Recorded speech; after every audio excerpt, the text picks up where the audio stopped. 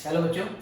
तो आज की क्लास में हमने सप्लाई के बारे में पढ़ना है। ठीक है, डिमांड वाला चैप्टर हमने पिछली क्लास में फिनिश किया है और अब आगे हम आज की क्लास में सप्लाई के बारे में पढ़ेंगे। बेटा, जब हम डिमांड की बात करते हैं तो डिमांड के चैप्टर में हमने क्या करा था, कंज्यूमर के पॉइंट ऑफ व्यू से सोचा था। राइट, डिमांड में हम किसके बारे में बात करते हैं, कंज्यूमर के बारे में बात करते हैं। और कंज्यूमर क्या चाहता है कि प्राइस कम से कम होना चाहिए, और जैसे जैसे प्राइस कम होता रहता है कंज्यूमर अपनी डिमांड बढ़ाता रहता है, जिसको लॉ ऑफ डिमांड भी बोला गया था। तो डिमांड में हम सिर्फ और सिर्फ कंज्यूमर के पॉइंट ऑफ व्यू के बारे में बात करते हैं। सप्लाई वाले चैप्टर में जब हम आएंगे तो हमें एक काम सबसे पहले करना है, वो क्या कि कंज्यूमर को भूल जाओ। अब कंज्यूमर के बारे में हमने नहीं सोचना, अब हमने किसके बारे में सोचना है बेटा, सप्लायर के बारे में। जो कमोडिटी को प्रोवाइड कर रहा है या उसे प्रोड्यूस कर रहा है, उस प्रोड्यूसर के बारे में, उस सप्लायर के बारे में हमने सोचना है। सप्लायर बिजनेस करता है, क्यों सर? उसका अल्टीमेट मोटिव होता है प्रॉफिट कमाना। राइट सर, अगर कोई प्रोड्यूसर बिजनेस कर रहा है तो उसका अल्टीमेट मोटिव क्या होता है, प्रॉफिट कमाना। प्रॉफिट कब होगा? जब उसे जो वो प्रोडक्ट प्रोवाइड कर रहा है उसका ज़्यादा प्राइस मिलेगा। इसलिए इस चैप्टर में क्या होगा कि जैसे जैसे किसी कमोडिटी का प्राइस बढ़ता जाता है तो प्रोड्यूसर या सप्लायर उस कमोडिटी की ज़्यादा क्वांटिटी बेचना चाहता है। राइट सर, डिमांड में तो क्या था, अगर प्राइस कम होगा तो कंज्यूमर ज़्यादा परचेज करना चाहेगा। लेकिन सप्लाई में क्या होता है, जब प्राइस बढ़ जाता है तो प्रोड्यूसर ज़्यादा बेचना चाहता है। क्यों? क्योंकि प्राइस के बढ़ने पर जो प्रोड्यूसर होता है उसकी प्रॉफिट की अमाउंट बढ़ती है। बोलो हाँ या ना? ओके, तो ये चीज़ आपको इस चैप्टर में ध्यान रखना है। इसमें सिर्फ और सिर्फ हम प्रोड्यूसर के पॉइंट ऑफ व्यू से बात करेंगे। अब इस चैप्टर में हमने डिमांड के बारे में बात नहीं करनी है। ओके बेटा, चलिए तो बात करते हैं। बाकी इस चैप्टर को जब हम करेंगे तो इसमें बहुत सारी चीज़ें ऐसी हैं जो डिमांड से लिंक्ड हैं।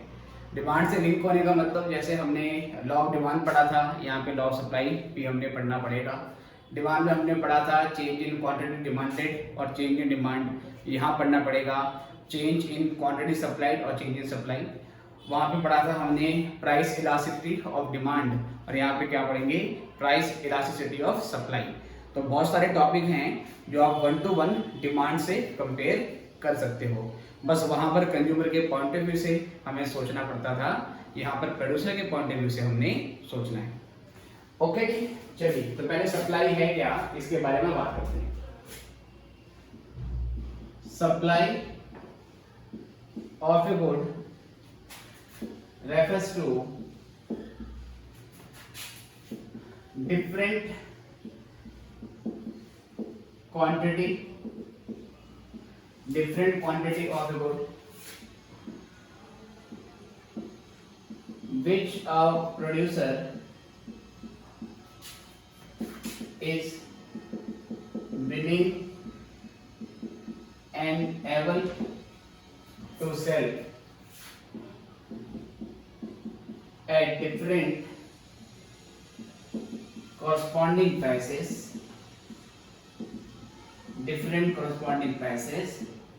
and in a given period of time,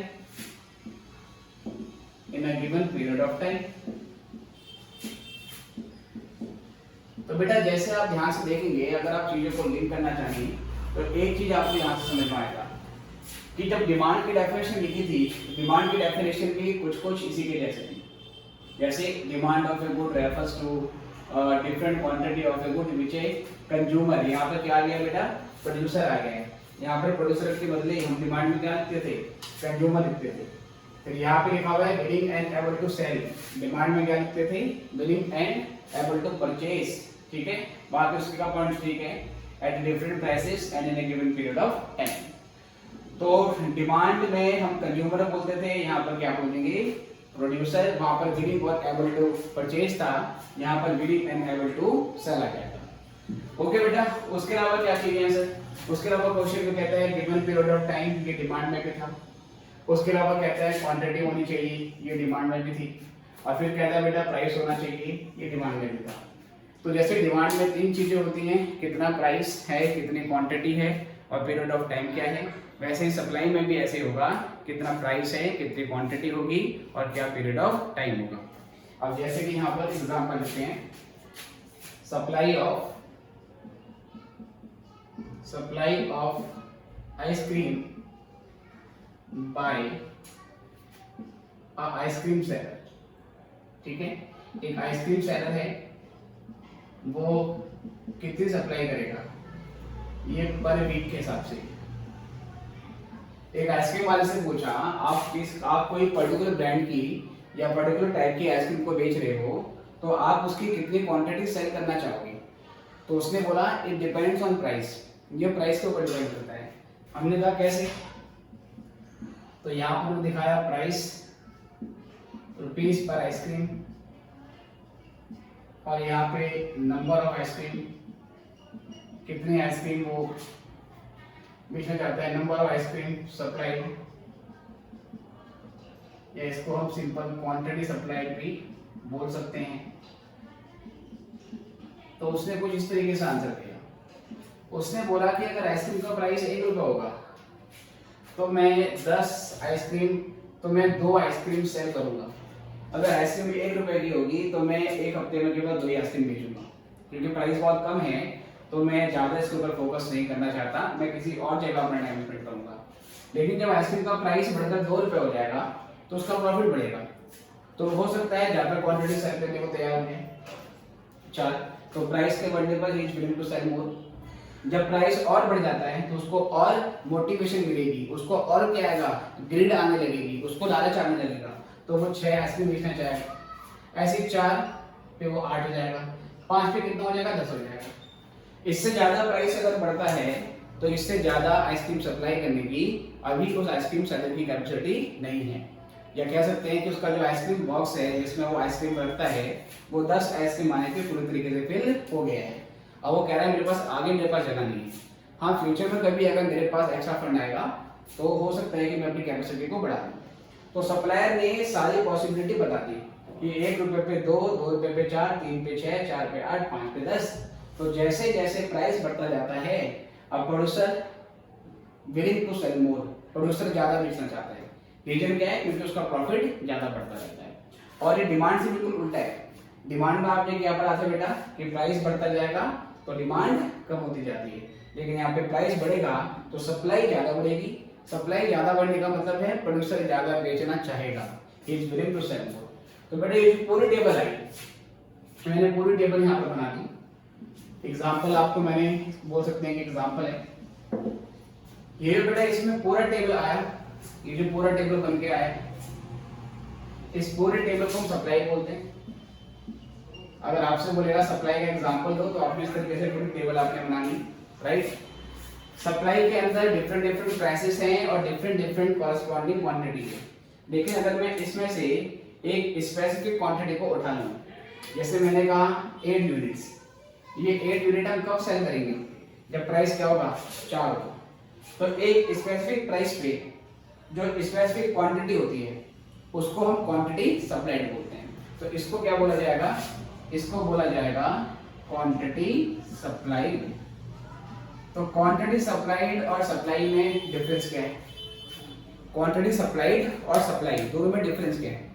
supply तो पूरा कॉम्बिनेशन होता है डिफरेंट प्राइस का और डिफरेंट क्वांटिटी का, और डिफरेंट प्राइस और डिफरेंट क्वांटिटी की कॉम्बिनेशन में से कोई एक कॉम्बिनेशन आप उठा लो, तो एक स्पेसिफिक प्राइस पे जो स्पेसिफिक क्वांटिटी होगी इन a given period of time, इसको बोलेंगे क्वांटिटी सप्लाई। तो ये 8 यूनिट्स क्वांटिटी सप्लाइड है 4 रुपए के प्राइस पर, ये 2 यूनिट क्वांटिटी सप्लाइड है 1 रुपए के प्राइस पे। ये सारे अगर हम अलग अलग देंगे तो इंडिविजुअल बेसिस पे इन्हें क्वांटिटी सप्लाइड बोला जाएगा, जबकि इनका जो पूरा ग्रुप होगा बेटा उसको क्या बोला जाएगा, उसको सप्लाई बोला जाएगा। ठीक है, तो पहले इतना नोट कर लीजिए, फिर हम आगे बढ़ेंगे।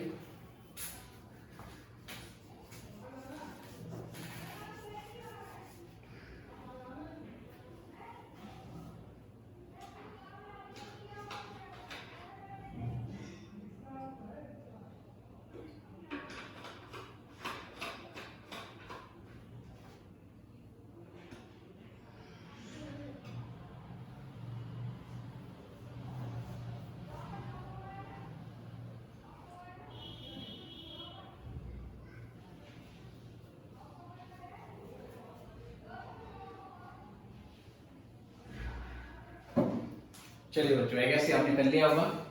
अदरवाइज आप किसी भी टाइम वीडियो को पॉज करके इसको नोट कर सकते हैं। तो ये तो बात होगी बेटा सप्लाई की, कि सप्लाई की बेसिक मीनिंग क्या है। तो डिमांड की तरह ही आपको इसको मेमोराइज करना है और कहाँ चेंजेस आए हैं वो ध्यान में रखना है।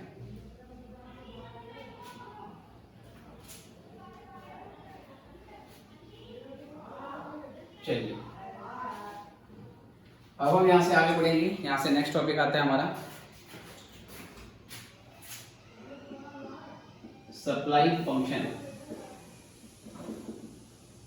ये क्या होता है sir? Supply function shows relationship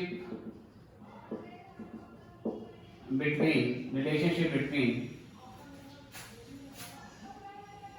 supply of a good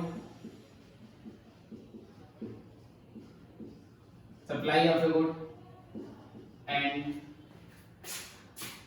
determinants,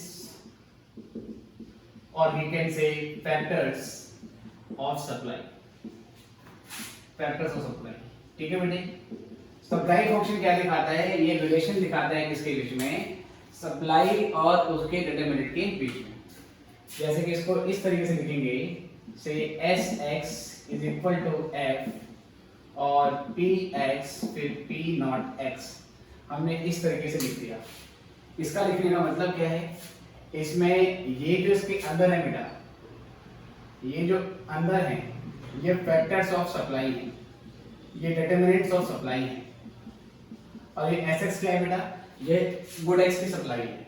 तो ये गुड x की सप्लाई कितनी होगी वो डिपेंड करता है Px मतलब प्राइस के ऊपर, और दूसरा क्या होता है बेटा? अदर फैक्टर के ऊपर डिपेंड करता है। तो इसमें Sx का मतलब है supply of good x,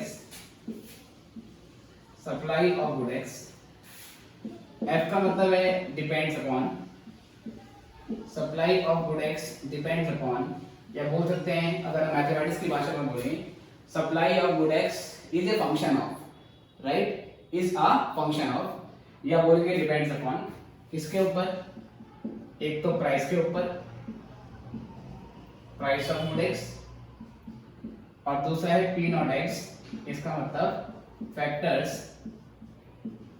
other than price of good x। तो यहां से हम ऐसे बोल सकते हैं बेटा, यहां से हम ऐसे बोल सकते हैं, हम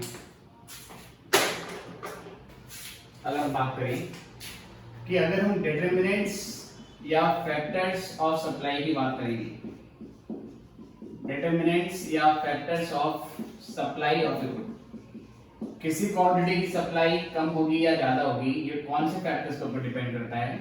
तो डिमांड की तरह इसके दो मेन फैक्टर होते हैं, कौन कौन से बेटा? एक तो होता है price of the good, supply depend करती है प्राइस के ऊपर, और दूसरा होता है हमारा factors other than price of the. ठीक है बेटे, इसको आगे हम डिटेल में पढ़ेंगे। तो सप्लाई के दो फैक्टर होते हैं, एक तो होता है प्राइस, दूसरा होता है प्राइस के अलावा अदर फैक्टर। जैसे डिमांड में था ना, एक तो प्राइस होता है और अदर फैक्टर होते हैं, लाइक सब्स्टिट्यूट कमोडिटी का प्राइस, कॉम्प्लीमेंट्री का प्राइस, कंज्यूमर की इनकम, कंज्यूमर का टेस्ट प्रेफरेंस एक्सेट्रा एक्सेट्रा। ऐसे इसमें भी अदर फैक्टर होंगे, लेकिन यहाँ पर अदर फैक्टर अलग हैं और डिमांड में जो अदर फैक्टर है बेटा वो अलग है, दोनों सेम नहीं है। तो यहाँ पे अगर फैक्टर्स की बात करें तो इसमें बहुत सारे पॉइंट आते हैं। इसमें आता है हमारे पास स्टेट मतलब condition, state of technique of production, उसके अलावा इनपुट प्राइसेस, इसके अलावा taxation policy of government,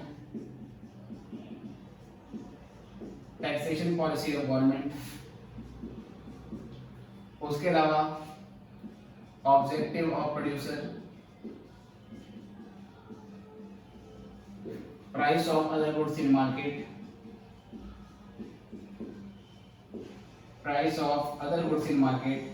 etcetera etcetera. तो बेटा बहुत सारे पॉइंट निकल के आते हैं, इतना लिखेंगे फिर हम एक एक करके इनके फैक्टर्स के बारे में पढ़ेंगे।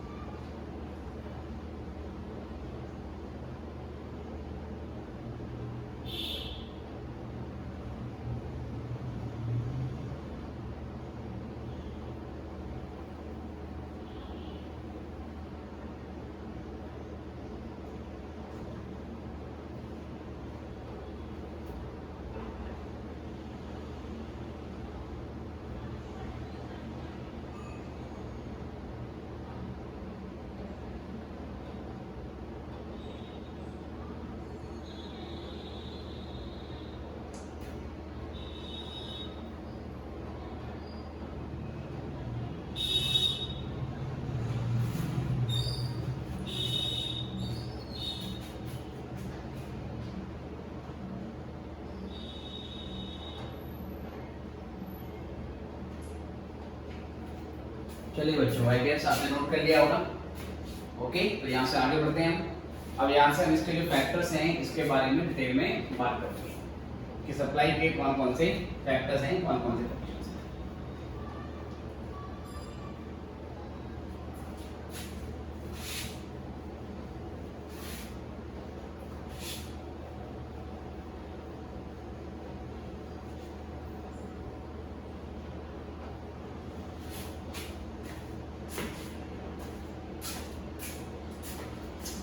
ठीक है बेटे, तो बात करते हैं इसके बारे में। तो इसमें सबसे पहले आगे आता है फैक्टर्स ऑफ सप्लाई ऑफ या फैक्टर्स अफेक्टिंग सप्लाई ऑफ। इसमें पहला कौन कौन सा होता है बेटा? Price of the good. Price of the good के बारे में आपको क्या ध्यान रखना है कि सप्लाई के केस में प्राइस और सप्लाई में जो रिलेशन होता है वो रिलेशन होता है डायरेक्ट। मतलब अगर किसी क्वांटिटी का प्राइस बढ़ता है तो उसकी सप्लाई भी बढ़ जाती है, अगर किसी क्वांटिटी का प्राइस कम होता है तो सप्लाई भी कम होती है। प्राइस के बढ़ने पर सप्लाई बढ़ने का मतलब ये है कि जब प्राइस बढ़ेगा तो प्रोड्यूसर ज़्यादा बेचना चाहेगा, producer will be willing to sell more, right. But वो एक्चुअल में ज़्यादा बेच पाएगा या नहीं बेच पाएगा ये तो इस बात के ऊपर भी डिपेंड करता है कि मार्केट में डिमांड कितनी है। लेकिन जैसा कि मैंने आपको चैप्टर के बिगिनिंग में बताया कि अब हम इस चैप्टर में सिर्फ और सिर्फ क्या करेंगे, जो प्रोड्यूसर है उसके पॉइंट ऑफ व्यू से सोचेंगे। अभी डिमांड वाला एस्पेक्ट भूल जाओ, पहले डिमांड को हमने सेपरेटली पढ़ लिया, अब सप्लाई को हम सेपरेटली पढ़ रहे हैं। फिर एक चैप्टर ऐसा आएगा जहाँ पर डिमांड और सप्लाई दोनों को एक साथ पढ़ा जाएगा और उस चैप्टर का नाम होगा फॉर्म्स ऑफ मार्केट। वहाँ पे डिमांड सप्लाई दोनों को एक साथ हमने पढ़ना पड़ता है, बट फिलहाल डिमांड सेपरेटली पढ़ ली और सप्लाई हम सेपरेटली पढ़ रहे हैं, तो यहाँ पर अभी डिमांड वाले कंसेप्ट आपको नहीं लगानी है। तो प्राइस के बढ़ने पे सप्लाई बढ़ने का मतलब है कि अगर प्राइस बढ़ेगा तो प्रोड्यूसर ज़्यादा बेचना चाहेगा, इसलिए हम ऐसा बोल देते हैं कि प्राइस के बढ़ने पे सप्लाई बढ़ती है। और अगर प्राइस कम हो जाएगा तो क्योंकि प्रोड्यूसर का प्रॉफिट कम हो रहा है या ये भी हो रहा है कि उसको लॉस होने का चांसेस है, तो इस सिचुएशन में वो सप्लाई कम करेगा। इसका मतलब he will be willing to sell less. जैसे कि जब विंटर का सीजन होता है तो दुकान में जितने भी एसी वगैरह पड़े होते हैं उन सबको क्या करते हैं, स्टॉक में डाल दिया जाता है। हमें पता है विंटर के टाइम में कोई बायर एसी परचेज करने के लिए नहीं आएगा, अगर आया तो हमें उसको डिस्काउंट देना पड़ेगा। तो हम विंटर में एसी को ना बेच के उसको स्टॉक कर लेते हैं और जैसे गर्मियाँ स्टार्ट होती है स्टॉक में से निकाल लेते हैं और फिर महंगे रेट पर उसको बेचते हैं। ठीक है, तो प्राइस के घटने पर सप्लाई घटने का मतलब है कि प्राइस के कम होने पर प्रोड्यूसर कम सप्लाई करना चाहता है, कम क्वांटिटी बेचना चाहता है। तो बात करते हैं इसके बारे में कि price of a good and its quantity supplied are positively related. इनमें कैसा रिलेशन है बेटा? रिलेशन है पॉजिटिव। ठीक है, पॉजिटिव रिलेशन का ये मतलब है अगर किसी कमोडिटी का प्राइस बढ़ता है, if price of a good rises, its quantity supplied also rises। अगर किसी कमोडिटी का प्राइस बढ़ेगा तो प्राइस के बढ़ने पे उसकी सप्लाई भी बढ़ जाती है। और सर इसका उल्टा भी होता है। उल्टा होने का मतलब क्या है? उल्टा के केस में आप ऐसे बोल सकते हो कि अगर किसी कमोडिटी का प्राइस फॉल करेगा, अगर मैं यहाँ पे राइस के बदले फॉल कर दूं, अगर प्राइस फॉल करेगा बेटे, तो प्राइस के फॉल करने पे इसकी जो क्वांटिटी है वो भी क्या करेगी? फॉल करेगी। ठीक है, तो आप इसको दो बार लिख सकते हैं। If price of a good rises, its quantity supplied also rises, and if price of a good fall, then its quantity supplied also falls। ठीक है, तो प्राइस सप्लाई का रिलेशन होता है पॉजिटिव। इसी को बेटा अगर आपको डायग्राम बनाना हो तो डायग्राम इस तरीके से बना देते हैं। ये 0 है, ये x है और ये y है। यहाँ पर प्राइस लेंगे हम और यहाँ पर क्वांटिटी सप्लाई लेंगे। यहाँ पर प्राइस और यहाँ पर क्वांटिटी सप्लाई। ठीक है सर, तो ये ऐसे ही देखेंगे। पहले ये हमने एक रेक्टेंगल बना दिया। अब मैं कह रहा हूँ कि प्राइस बढ़ेगा तो प्राइस को ऊपर ले लेते हैं सर, सप्लाई भी बढ़ जाएगी तो ये आगे आ जाएगा। प्राइस के बढ़ने पे सप्लाई भी बढ़ गई। प्राइस P से P1 हुआ, सप्लाई Q से Q1 हो गई। इसको इस तरीके से आप मिला दो। अगर प्राइस कम होगा तो प्राइस नीचे आ जाएगा P2, सप्लाई पीछे आ जाएगी Q2, तो ये ऐसे आ गया।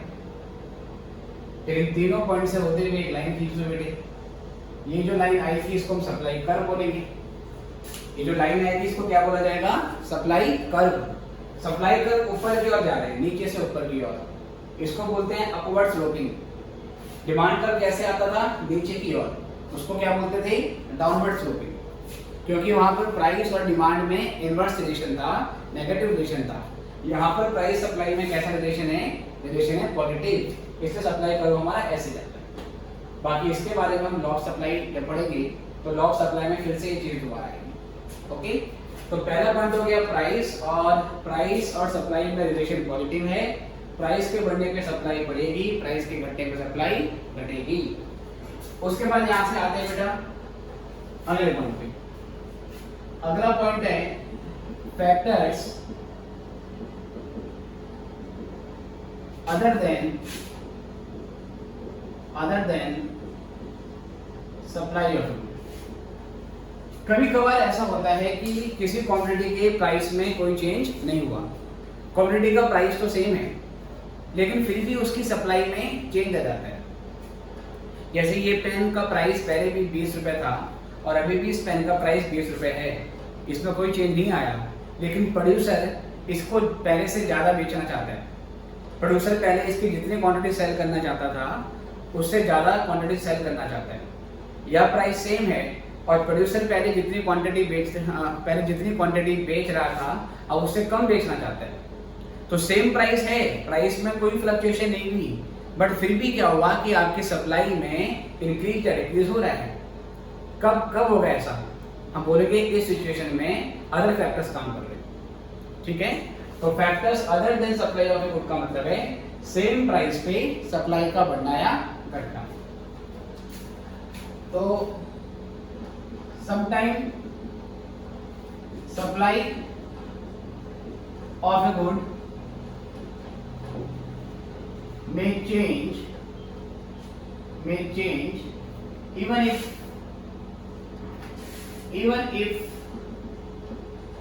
there is no change in its price।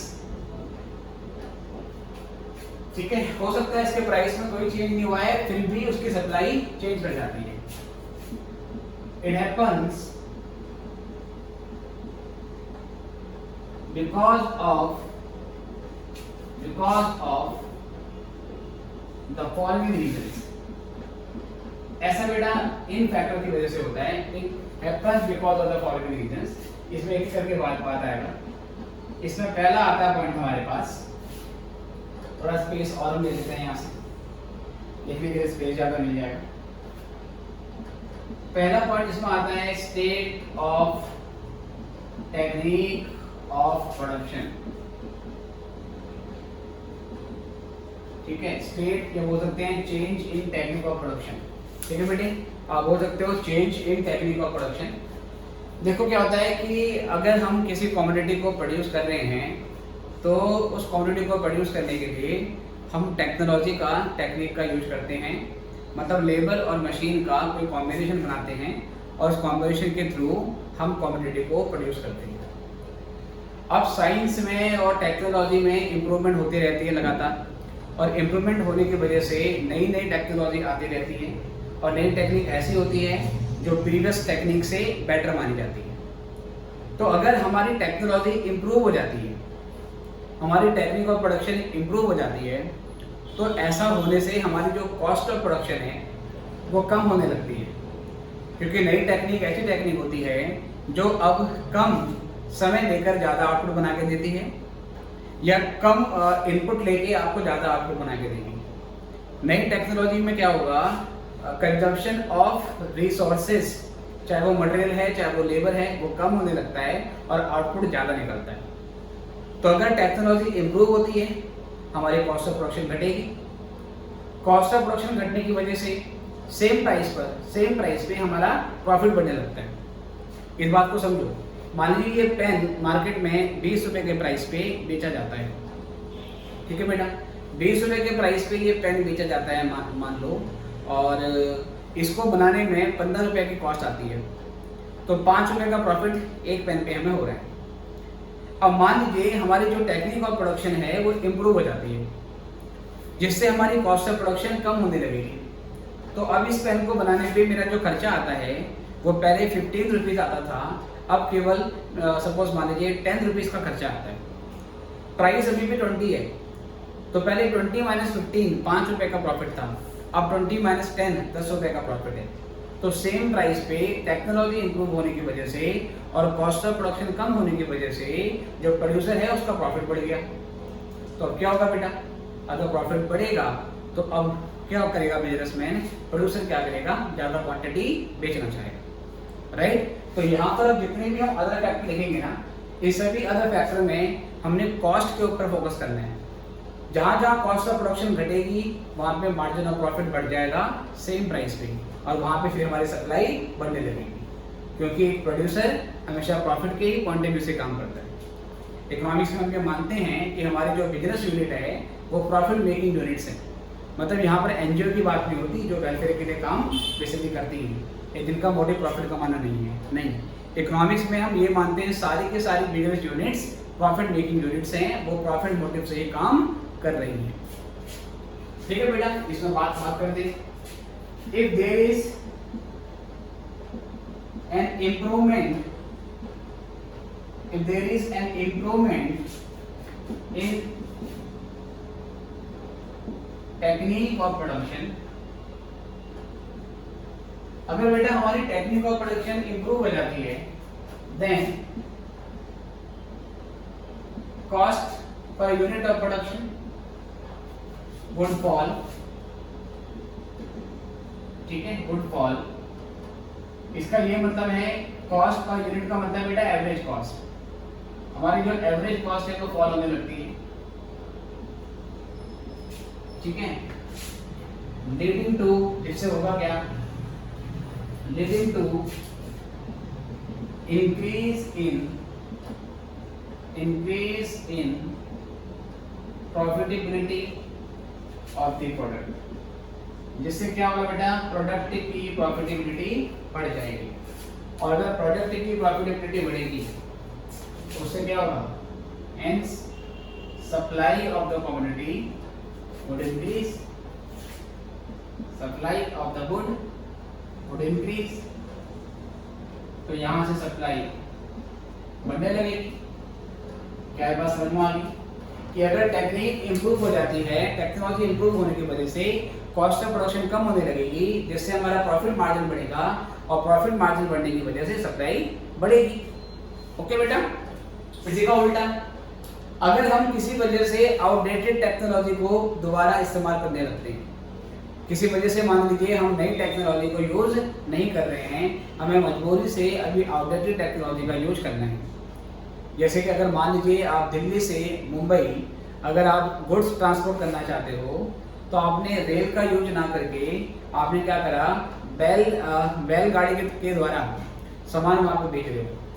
अब दिल्ली से मुंबई अगर आप सामान भेज रहे हो उसके लिए रेल का यूज नहीं कर रहे हो, पुराने जमाने की जो बैलगाड़ी का सिस्टम था वो यूज कर रहे हो, तो कब पता नहीं सामान आपका पहुंचेगा। तो जरूरी तो बात यह है कि आपकी जो एफिशिएंसी है वो क्या होने लगेगी, आपकी कम होने लगेगी, समय ज़्यादा लगेगा, कॉस्ट आपकी ज़्यादा आएगी। Okay sir. तो अगर बच्चा लोग अगर आउटडेटेड टेक्नोलॉजी का यूज करते हैं उससे कॉस्ट ऑफ प्रोडक्शन बढ़ेगी, कॉस्ट ऑफ प्रोडक्शन के बढ़ने से हमारा प्रॉफिट कम होने लगेगा और प्रॉफिट कम होने लगेगा तो फिर हमारा प्रॉफिट भी कम होने की वजह से सप्लाई कम होने लगेगी। ठीक है बेटे, इस चैप्टर में हमने प्रोड्यूसर के पॉइंट ऑफ व्यू से सोचना है, इसलिए कई बार बच्चे सप्लाई वाले चैप्टर में कंफ्यूज हो जाते हैं, क्योंकि वर्ल्ड में हर कोई कंज्यूमर जरूर होता है। आप भी क्या हैं, कंज्यूमर हैं, मैं भी क्या हूँ, कंज्यूमर हूँ। रोज हम कुछ ना कुछ कंजप्शन करते रहते हैं, बट वर्ल्ड में हर कोई प्रोड्यूसर होगा जरूरी नहीं है। प्रोड्यूसर कौन होता है, जो गुड्स या सर्विस प्रोवाइड करता है। अब मैं तो गुड्स और सर्विस प्रोवाइड करता हूँ, है ना, मैं तो आप लोगों को क्या कर रहा हूँ, सर्विस प्रोवाइड करता हूँ। तो मैं एक प्रोड्यूसर के पॉइंट ऑफ व्यू से सोच सकता हूँ, लेकिन आप तो भी छोटे बच्चे हो, आप कौन हो, कंज्यूमर हो। आप हो सकता है बिजनेसमैन के दिमाग से अभी नहीं सोच पाए, इसलिए सप्लाई में कई बार दिक्कत होती है। सप्लाई वाले पार्ट में हमने कॉस्ट और सप्लाई के बारे में बात करनी है। जहाँ जहाँ प्रॉफिट बढ़ेगा हमने कॉस्ट और प्रॉफिट के बारे में बात करनी है। जहाँ जहाँ प्रॉफिट बढ़ेगा, जहाँ जहाँ कॉस्ट कम होगी, वहाँ सप्लाई हमेशा बढ़ेगी। ओके सर, चलिए। If there is an improvement in technique of production, then cost per unit of production would fall, leading to increase in profitability of the product, and supply of the good would increase. On the other hand,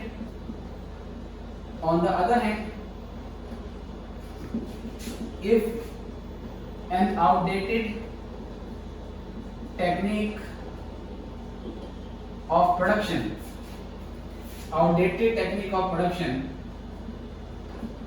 is used, then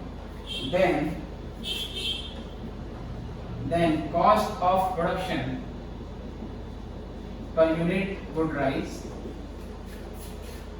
ठीक है बेटे, हमारी जो cost of production है वो rise होने लगेगी, leading to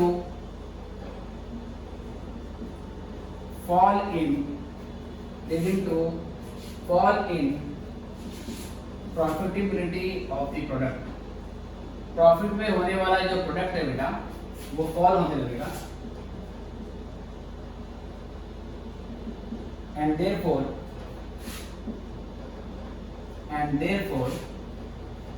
supply of the good will decrease.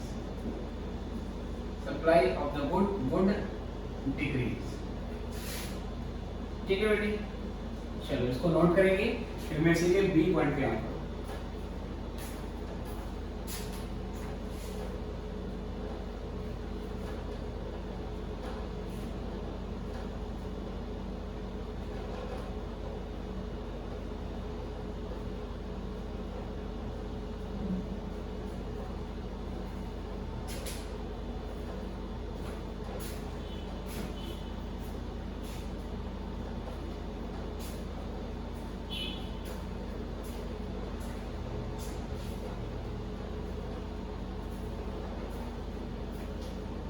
चलो बेटा यहाँ से आगे बढ़ते हैं। आगे से आपने कर दिया होगा, जरा इस वीडियो को पॉज करके आप इसको कभी भी नोट कर सकते हैं। अब इसी में हम और पॉइंट देखते हैं।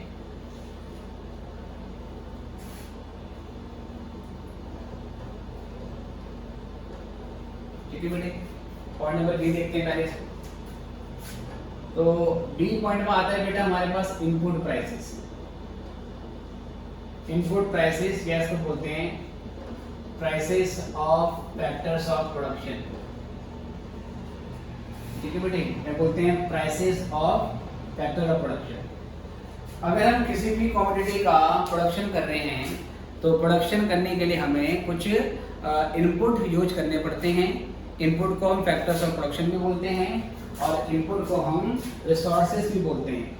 इनपुट को रिसोर्सेज भी बोला जाता है। तो अगर हम किसी कमोडिटी का प्रोड्यूस कर रहे हैं तो उसके लिए हमें क्या क्या रिसोर्सेज चाहिए। हमें रॉ मटेरियल परचेज करना पड़ेगा, हमें लेबर हायर करना पड़ेगा, हमें रेंट पे स्पेस हमें बेसिकली चाहिए होगा, हमें मशीनरी भी परचेज करनी पड़ेगी या रेंट पे लेनी पड़ेगी, हमें बिजली पानी का भी खर्चा करना पड़ेगा। तो ये सारे के सारे रिसोर्सेज कंज्यूम होते हैं, ये सारे के सारे इनपुट कंज्यूम होते हैं किसी कमोडिटी को प्रोड्यूस करने के लिए। अगर मान लीजिए इनपुट का प्राइस बढ़ जाता है, इनपुट प्राइस बढ़ने का मतलब है रॉ मटेरियल महंगा हो गया, लेबर महंगा हो गया, बिजली पानी महंगा हो गया, मशीनें महंगी हो गई। क्या होगा बेटा इससे? इससे हमारी कॉस्ट ऑफ प्रोडक्शन बढ़ जाएगी। फिर से कोई एग्जांपल लेते हैं, इस पेन को 20 रुपये में बेचते हैं और इसको बनाने पे हमारा 15 रुपये का खर्चा आता है, जिसमें रेंट, जिसमें हमारा इंश्योरेंस, जिसमें मटेरियल, जिसमें लेबर के पैसे, बिजली पानी, सब कुछ इसमें इंक्लूड है। पर मान लीजिए ये सारी चीज़ें महंगी हो जाती हैं तो हो सकता है हमारा पर पेन पे होने वाला खर्चा जो कि पहले 15 रुपीज़ था अब बढ़कर 19 रुपीज़ हो जाता है। अब 20 रुपये का पेन 19 में बेचेंगे तो 1 रुपये का प्रॉफिट होगा बस। क्वांटिटी कम होगी प्रॉफिट की। जब भी प्रॉफिट की क्वांटिटी कम होगी प्रोड्यूसर क्या सोचेगा कि अब पेन में प्रॉफिट नहीं रहा, कोई और काम करते हैं, तो वो इसकी सप्लाई कम करने लगेगा और किसी और जगह फोकस करेगा। ठीक है, तो सभी सेम वही पॉइंट है बेटा। सेम पॉइंट ये है, if input prices such as price of raw material rise, then क्या होगा बेटा इससे? cost of production per unit would fall।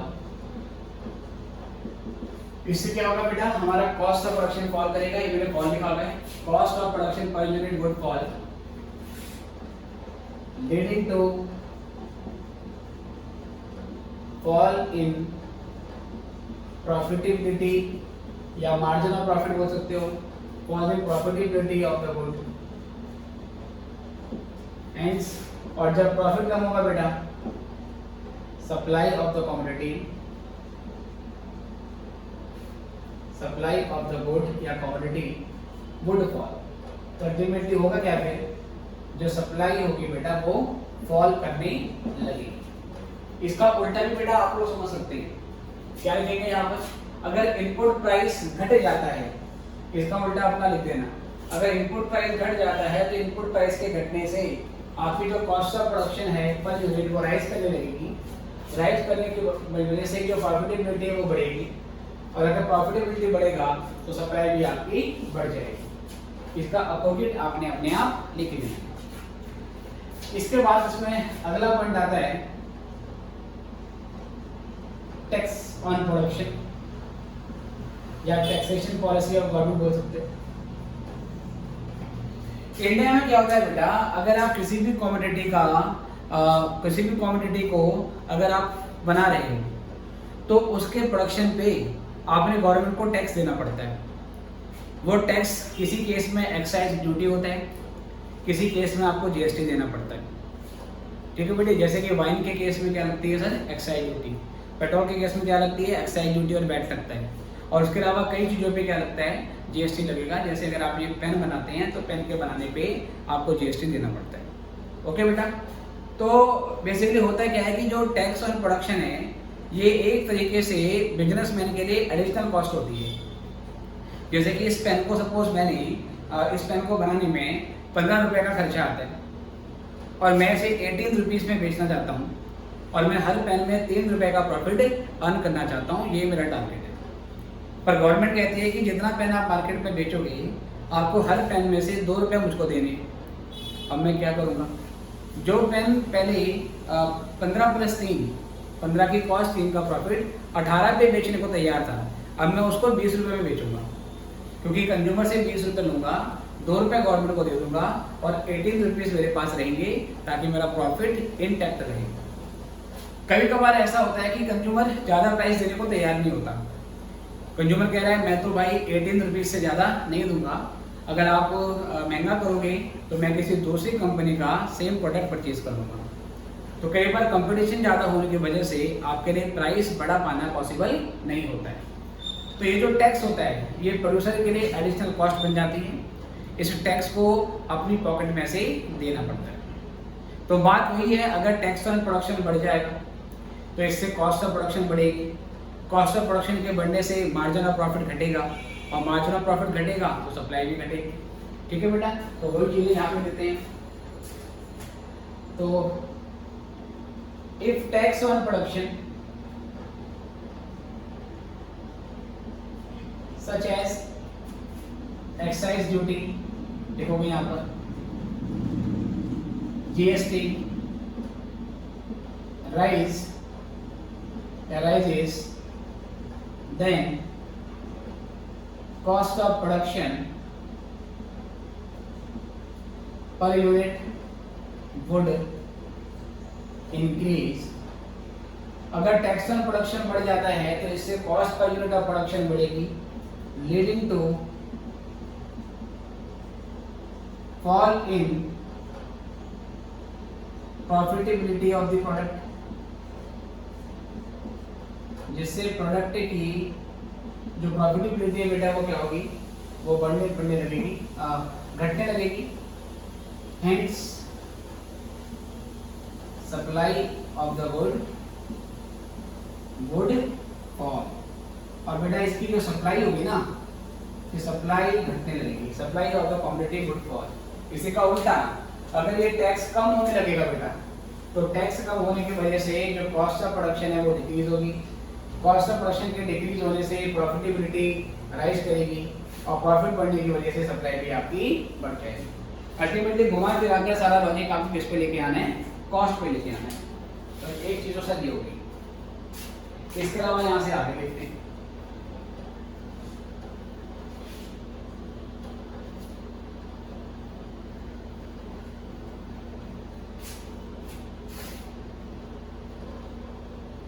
चलो यहाँ से आगे देखते हैं।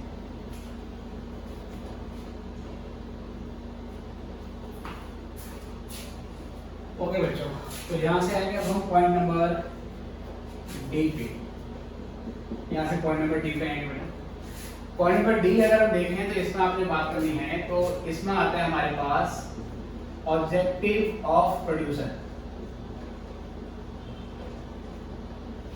कई बार किसी कमोडिटी की सप्लाई इस बात पे भी डिपेंड करती है कि उस कमोडिटी को जो प्रोवाइड कर रहा है उस प्रोड्यूसर का ऑब्जेक्टिव क्या है। नॉर्मली हमारा ऑब्जेक्टिव होता है प्रॉफिट कमाना। नॉर्मली जो प्रोड्यूसर होता है उसका मोटिव क्या होता है, प्रॉफिट कमाना। तो प्रॉफिट कमाने के लिए वो क्या करेगा, प्राइस ज़्यादा रखेगा, है ना, और सप्लाई फिर अपनी बढ़ा, सप्लाई को भी क्या करेगा, इंक्रीज करेगा। बट कई बार मोटिव होता है सेल्स मैक्सिमाइजेशन करना, ज़्यादा क्वांटिटी में बेचना, और उसमें लॉजिक ये होता है कि जितना ज़्यादा क्वांटिटी में बेचेंगे प्रॉफिट अपने आप ही ज़्यादा हो जाएगा। जैसे कि मान लीजिए आपसे मैं बात करता हूँ कि दो तरह की कार हैं, एक कार है ऑडी, एक कार है बेटा ऑडी, और एक कार है बेटा नैनो। आपको पता है दोनों के प्राइस में बहुत क्या है बेटा, डिफरेंस है। नैनो कार का प्राइस बहुत कम होता है, अप्रोक्सीमेटली कितना आता है, 1 लाख 1 10 1 20, है ना, ये प्राइस है बेटा नैनो का। और ऑडी के प्राइस बेटा बहुत ही ज़्यादा होते हैं, 50 लाख 70 लाख 80 लाख, है ना, या इससे भी ज़्यादा। तो ऑडी के प्राइस बहुत ज़्यादा महंगे होते हैं। अब जब कोई कंपनी नैनो बनाती है तो नैनो के पीछे लॉजिक क्या होता है कि हम कम प्राइस पर कार बेचेंगे और ज़्यादा क्वांटिटी में बिकेगी, क्योंकि कार अगर चीप होगी तो ज़्यादा कंज्यूमर उसे परचेज कर पाएंगे। जो लोग 60-70 हज़ार की बाइक वगैरह परचेज करते हैं वो 1 लाख 1 10 की कार भी परचेज कर सकते हैं, थोड़ा एक्स्ट्रा एफर्ट लगा के। तो ऐसे लोगों के लिए नैनो कार बड़ी है। तो नैनो कार में कंसेप्ट क्या है कि हम क्वांटिटी ज़्यादा बेचेंगे, प्राइस को कम यहाँ पे रखना है।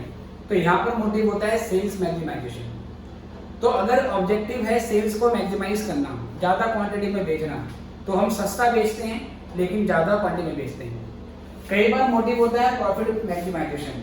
और जैसे ऑडी कार है, ऑडी कार लिमिटेड क्वांटिटी में बनाई जाती है क्योंकि ऑडी कार के बायर बहुत कम होते हैं, नैनो कार के मुकाबले ऑडी खरीदने वाले बहुत कम होते हैं। लेकिन ऑडी कार कम क्वांटिटी में बनाई जाती है लेकिन महंगी बेची जाती है। मतलब हर कार पे जो मार्जिन ऑफ प्रॉफिट होता है वो बहुत ज़्यादा होता है।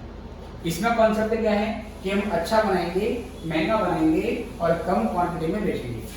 तो प्रॉफिट यहाँ पे कमाना है, प्रॉफिट यहाँ पे कमाना है, लेकिन यहाँ पर सेल्स मैक्सिमाइज करके हमें प्रॉफिट कमाना है और यहाँ पर लिमिटेड सेल करके हमें प्रॉफिट ज़्यादा कमाना है। तो इससे भी सप्लाई में हमारा इम्पैक्ट आता है। तो इसके बारे में बात करते हैं बेटा, इसके बारे में बात करते हैं। If producer aims for sales maximization, अगर प्रोड्यूसर का ऑब्जेक्टिव है सेल्स को मैक्सिमाइज करना, then supply of the good would increase even at low price। अगर सेल्स को मैक्सिमाइज करना चाहते हैं बेटा, वो सेल्स को मैक्सिमाइज करना चाहते हैं तो क्या होगा, उस सिचुएशन में वो बेसिकली लो प्राइस पे ज्यादा बेचते हैं। जैसे कि बेटा कई बार कुछ ऑनलाइन साइट्स होती है, जैसे कि बेटा अमेज़न, जैसे कि बेटा फ्लिपकार्ट, कई बार ये क्या करते हैं 3-4 दिन के लिए सेल पे निकालते हैं, कहते हैं हम क्या करेंगे, हैवी डिस्काउंट देंगे 30%, 50%, 70% ऑफ, और कहते हैं परचेज कर लो। तो इस टाइप में मोटिव क्या होता है कि डिस्काउंट ज़्यादा दे दो, ज़्यादा क्वांटिटी में बेचो, जो स्टॉक हमारे पास पड़ा हुआ है उसको अपने निकालना है, ज़्यादा क्वांटिटी में हम सामान को बेचेंगे। जितना ज़्यादा बिकेगा, अगर एक प्रोडक्ट पे प्रॉफिट भी कम है लेकिन ज़्यादा क्वांटिटी में बिकने की वजह से वो टोटल प्रॉफिट बहुत ज़्यादा हो जाता है। ठीक है बेटा। On the other hand, if objective is profit maximization,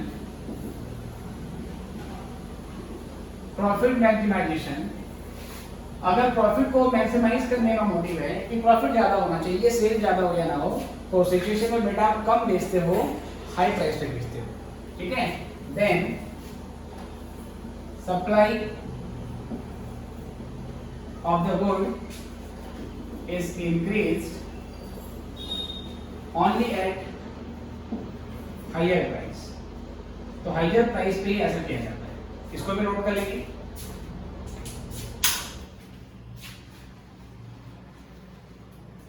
तो यहां से लास्ट पॉइंट है बेटा, उसको भी देखते हैं।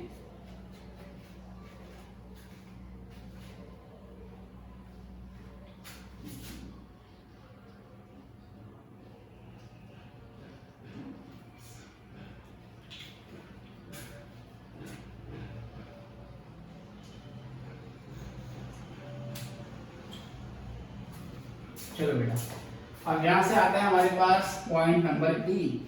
पॉइंट नंबर ई है prices of other goods in market. Prices of other goods in market. ठीक है बेटे।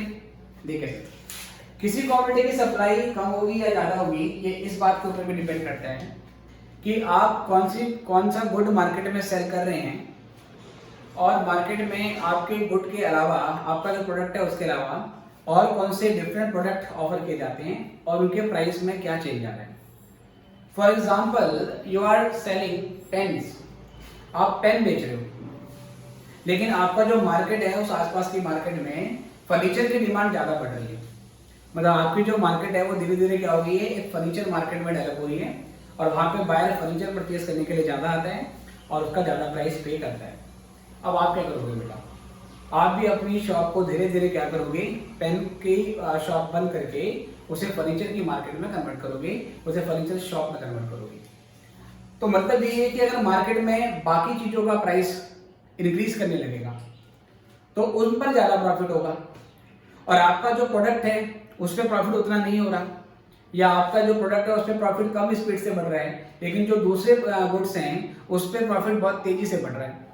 तो आप क्या करोगे सर, आप ज़्यादा प्रॉफिट कमाने के चक्कर में उन गुड्स की सप्लाई को बढ़ा दोगे और अपना जो एग्जिस्टिंग प्रोडक्ट है उसकी सप्लाई को कम करने लगोगे।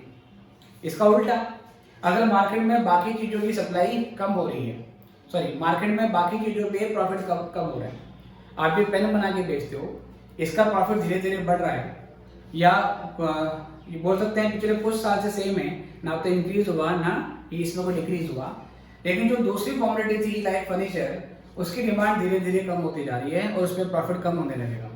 तो वो बाकी बिजनेसमैन क्या काम बेसिकली करेंगे, वो अपने फर्नीचर की शॉप बंद करेंगे और आपका वाला प्रोडक्ट मार्केट में बेचने लगेंगे। ठीक है, तो मार्केट में बाकी गुड्स का प्राइस भी देखना पड़ता है। If prices of other goods in market rises, then supply of the good, ठीक है, then supply of the good मतलब बेटा कौन सा गुड्स, अदर गुड्स के अलावा supply of the good in question would fall, जिसके बारे में हम बात कर रहे हैं बेटा, उसकी सप्लाई फॉल करने लगेगी। इसका उल्टा, अगर मार्केट में बाकी चीजों का प्राइस घट रहा है तो उसमें प्रॉफिट कम होगा, तो यहाँ पर इनकी सप्लाई बढ़ने लगेगी। ठीक है बेटे, तो ये सप्लाई के फैक्टर्स हैं। सप्लाई के फैक्टर्स में पहला फैक्टर प्राइस था, डिमांड में भी बेटा प्राइस था। सप्लाई में दूसरा फैक्टर है factors other than price, demand में भी यही था। लेकिन ये चीज ध्यान रखनी है, डिमांड में अदर फैक्टर का मतलब होता है प्राइस ऑफ रिलेटेड गुड्स, उसके बाद कंज्यूमर की इनकम, कंज्यूमर का टेस्ट एंड प्रेफरेंस, उसके अलावा size of family, weather condition, etcetera etcetera.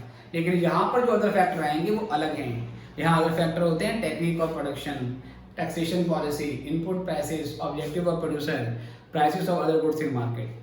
तो अदर फैक्टर्स वहाँ अलग हैं, अदर फैक्टर्स यहाँ पे अलग हैं। बच्चा कई बार डिमांड वाले कंसेप्ट सप्लाई में लगा देता है, तो ये आप लोग मत करना। तो बच्चों अभी के लिए इतना ही, और फिर नेक्स्ट क्लास में मिलेंगे आपसे और इससे आगे इस चैप्टर को हम कंटिन्यू करेंगे। तो गुड बाय बच्चों, खुश रहें।